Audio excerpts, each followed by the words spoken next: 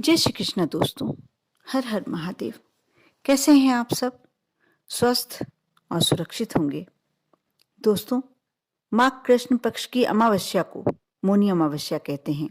इस बार 1 फरवरी को पड़ने वाली अमावस्या मौनी अमावस्या जो सोमवार को पड़ रही है, इस कारण सोमवती अमावस्या होने के कारण इसका और अधिक महत्व हो जाता है। मौनी अमावस्या पितृदोष से छुटकारा और पितरों का आशीर्वाद पाने के लिए बेहद खास मानी जाती है। वैसे तो पितरों के निमित्त पड़ने वाली अमावस्या का दिन खास माना ही गया है, लेकिन माघ मास की अमावस्या पितृदोष से छुटकारा और पितरों के आशीर्वाद पाने के लिए बहुत ही महत्वपूर्ण होती है। माघ कृष्ण पक्ष की अमावस्या को ही मौनी अमावस्या कहते हैं। इस दिन पितरों को प्रसन्न करने के लिए तर्पण, पिंडदान और दान करने की परंपरा है। अन्य अमावस्या की तुलना में मौनी अमावस्या पितृदोष से मुक्ति पाने के लिए खास होती है। इस बार मौनी अमावस्या ही पड़ रही है, इसलिए आप खासकर ये छोटे छोटे उपाय कर अपने घर को समृद्धि से भर सकते हैं, पितरों का आशीर्वाद प्राप्त कर सकते हैं। यदि आपके घर में पितृदोष संबंधी ऐसी कोई समस्या है, ऐसा लगता है आपको कि आपके यहाँ पितृदोष हो सकता है, पितृदोष होने का सबसे बड़ा उदाहरण होता है यदि ऐसा होता है घर में बहुत समय तक, लंबे समय तक दाम्पत्य जीवन में रहते हुए भी बच्चे ना होना, वंश आगे ना बढ़ना, ये भी एक पितृदोष का ही कारण होता है। असमय और अकारण कलह होना, ये भी पितृदोष का ही एक कारण होता है। हमेशा ऐसा लगना कि कोई नकारात्मक ऊर्जा हमारे घर में हमारे साथ रह रही है। यदि ऐसा लगता है कोई अदृश्य शक्ति जो हमारा अच्छा नहीं चाह रही, वह भी आपको यदि आपके आसपास लगती है तो वह भी एक पितृदोष का ही कारण होता है। ऐसे यदि आपको लगता है आपके घर में कुछ ऐसा है, कोई लगातार परिवार का मेंबर बीमार पड़ा रहे या कोई आकस्मिक दुर्घटना, यदि लगातार ऐसा होता है तो आपको लगना चाहिए कि आपके यहाँ पितृदोष हो सकता है। यदि ऐसा है तो जो मैं उपाय बता रही हूँ आप करके देखें, अवश्य आपको पितृदोष से मुक्ति मिलेगी। दोस्तों, इसके लिए जो 1 फरवरी को मौनी अमावस्या पड़ रही है, इस दिन आप थोड़ा सा आटा घी में सेक लें और उसमें शक्कर मिला लें। ये चींटियों को, जहाँ काली चींटियों के ढेर दिखाई देते हैं, बिल होते हैं, किसी भी वृक्ष के नीचे, पीपल का वृक्ष, बरगद का वृक्ष, जो बड़े वृक्ष होते हैं, नीम का वृक्ष, उसके नीचे आप देखना खेत की जमीन पर अक्सर मिलती हैं काली चींटियों के बिल होते हैं।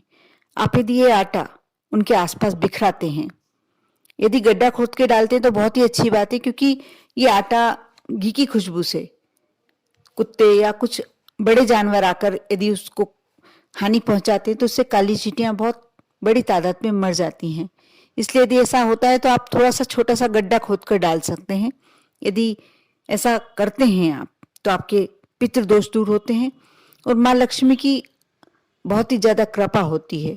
यदि काली चींटियों को आटा डालने से, आप मानेंगे नहीं, जैसे जैसे बोलते हैं कि काली चींटियां बढ़ती हैं, उस आटे को खाती हैं, वैसे वैसे आपके यहाँ धन बढ़ता है। साथ ही आपकी कोई भी मनोकामना है वह भी पूरी होती है।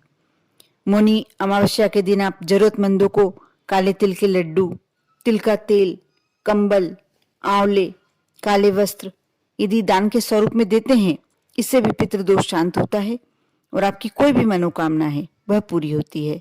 आर्थिक समस्या दूर होती है। यदि कर्जा बहुत अधिक चढ़ा हुआ है आप पर, कर्ज में आप घिरे हुए हैं, तो भी आपकी ये समस्या भी दूर होती है। मौनी अमावस्या के दिन पवित्र नदी में स्नान करने का भी बहुत ज्यादा महत्व होता है।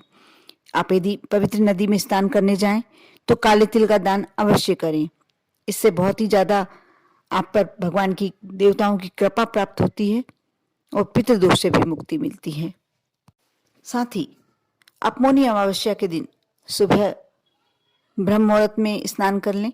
यदि नहीं कर पाते तो कम से कम सूर्योदय से पूर्व तो स्नान कर ही लें और भगवान सूर्यदेव को, पितरों का स्मरण करते हुए सूर्य नारायण को जल अर्पित करें। इसमें लोटे में जल में लाल पुष्प, काले तिल मिलाकर पितरों का ध्यान करके सूर्यदेव को जल दें। ऐसा करने से आप पितृदेवता को तो प्रसन्न करते ही हैं, सूर्य देवता का भी आशीर्वाद पाते हैं। साथ ही इस दिन आप पीपल के वृक्ष में सफेद रंग की मिठाई चढ़ाकर पेड़ की, पीपल के वृक्ष की 108 बार परिक्रमा अवश्य करें। उसमें कच्चा दूध और जल समर्पित करें। ऐसा करते हैं तो आप बहुत सारे देवताओं को आपको आशीर्वाद प्राप्त होता है। साथ ही दोस्तों, 1 फरवरी को जो मौनी अमावस्या पड़ रही है, उस दिन आप ये कार्य तो अवश्य करें। जो मैं बताने जा रही हूँ उपाय बहुत सरल और बहुत छोटा सा उपाय है। घर की दक्षिण दिशा में, आपके घर में जो भी दक्षिण दिशा जिस तरफ भी पड़ रही हो, आप दक्षिण दिशा में सफेद वस्त्र और कुछ काले तिल रख दें। उसके ऊपर पीतल या तांबे का पितृ यंत्र की स्थापना करें। इसके बाद दाईं तरफ पितरों के लिए तिल के तेल का दिया जलाएं।